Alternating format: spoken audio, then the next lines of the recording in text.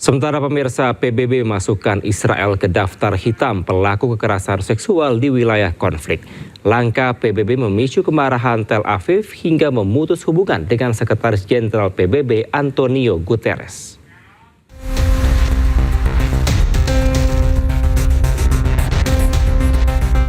PBB memasukkan Israel ke daftar hitam pelaku kekerasan di wilayah konflik. Langkah ini memicu kemarahan Tel Aviv hingga mendorong pemerintah Israel untuk memutus hubungan dengan Sekretaris Jenderal PBB Antonio Guterres. Sebelumnya PBB tengah menyiapkan laporan tahunan terkait kekerasan seksual dalam konflik bersenjata. Laporan itu secara rutin disampaikan terlebih dahulu kepada negara-negara terkait sebelum dipublikasikan secara resmi. Sejak Agustus tahun lalu, laporan itu telah memperingatkan bahwa Israel berpotensi dimasukkan dalam daftar pihak yang diduga atau bertanggung jawab atas kekerasan seksual dalam situasi konflik bersenjata.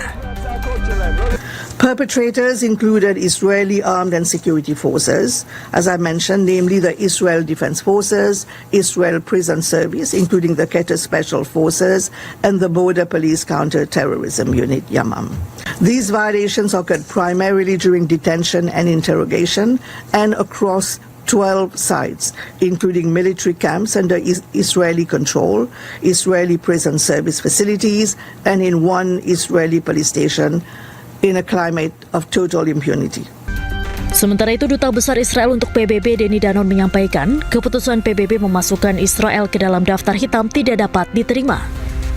Israel kemudian mengeluarkan pernyataan bahwa mereka tidak akan melakukan kontak apapun dengan kantor Sekretaris Jenderal selama Guterres masih memimpin PBB. The decision to blacklist Israel and accuse us of using sexual violence as a weapon of war is an outrageous decision. The Secretary General and his team continue to spread lies against Israel, to put us and Hamas terrorists on the same list. That's unacceptable. We saw the lie in the New York Times, and now we see another lie coming from the UN. We are done with this Secretary General. Sebelumnya, laporan PBB tahun 2025 menyebut adanya dugaan kekerasan seksual yang dilakukan aparat keamanan Israel terhadap tahanan Palestina di penjara dan pusat penahanan lainnya. Laporan itu menyebut Inspektur PBB telah berupaya untuk menginvestigasi hal ini, namun aksesnya ke fasilitas tersebut ditolak. Serangan Israel menghantam Kastil Beaufort di Lebanon Selatan, situs bersejarah umat Kristiani yang telah berdiri selama 900 tahun. Serangan terjadi di tengah perluasan operasi militer Israel terhadap Hizbullah di wilayah perbatasan.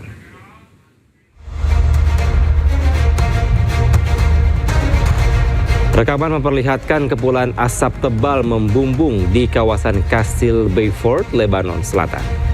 Media Lebanon melaporkan pemboman intensif di sekitar lokasi.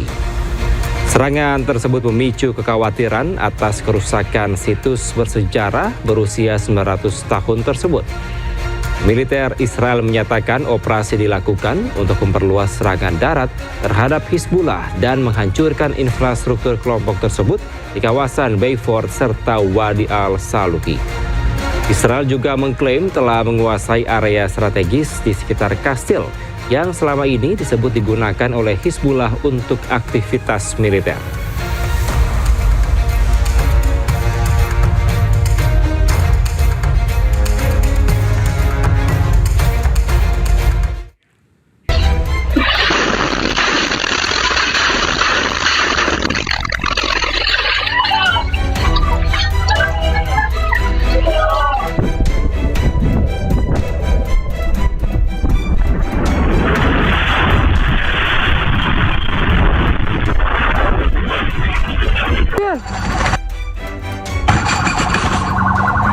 غيره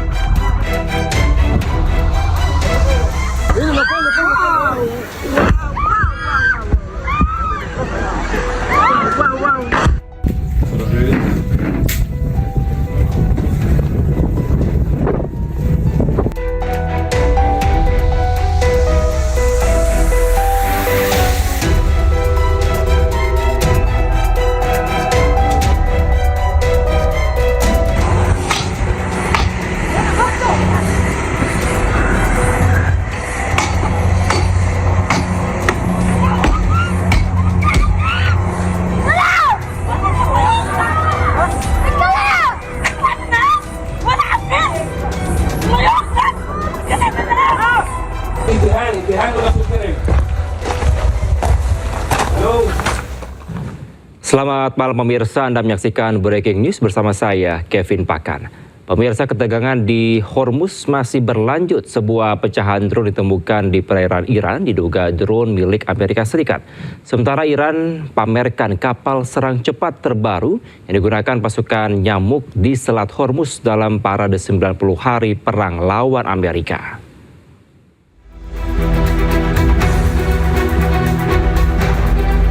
Puing pecahan drone ditemukan terseret arus di pantai Selat Hormuz. Sebelumnya, sistem dan unit pertahanan udara strategis Iran yang ditempatkan di Pulau Qasem diaktifkan. Pecahan drone diduga milik Amerika Serikat berhasil ditembak jatuh. Meski negosiasi damai masih berlangsung, Amerika Serikat dan Iran saling serang dan unjuk kekuatan. Korps Garda Revolusi Iran memamerkan kapal cepat terbarunya yang diberi nama 27 Rajab. Kapal cepat 27 Rajab dipamerkan dalam parade di lapangan Enghelab, Teheran.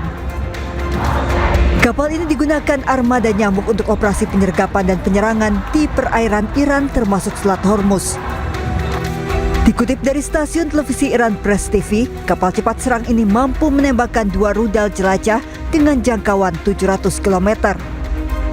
Meski berukuran kecil, kapal 27 Rajab ini bisa beroperasi melalui gelombang setinggi 3 meter. Kapal serang cepat ini dirancang sebagai bagian dari armada taktis berkecepatan tinggi di Teluk Persia. Mampu melaju di kecepatan 100 knot atau 185 km per jam menjadikannya salah satu kapal perang tercepat di kelasnya. Bahkan kapal 27 Rajab ini mampu bermanuver di gelombang tinggi. Strategi kapal cepat dengan armada nyamuk dianggap efektif di Selat Hormuz yang sempit. Dengan kemampuan yang tak main-main, peluncuran kapal 27 Rajab ini menjadi sinyal bahwa Iran terus memperkuat armada lautnya di tengah meningkatnya ketegangan di Selat Hormuz. Ranjau laut yang diduga milik Iran ditemukan mengapung di perairan Oman dekat Selat Hormuz. Diperkirakan ranjau tersebut mampu membawa 300 kg bahan peledak.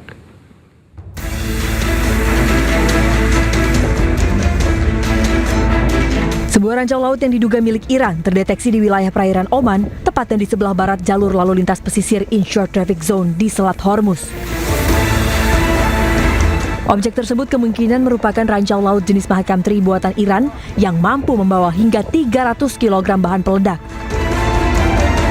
Namun, identifikasi resmi terhadap objek tersebut masih menunggu konfirmasi lebih lanjut.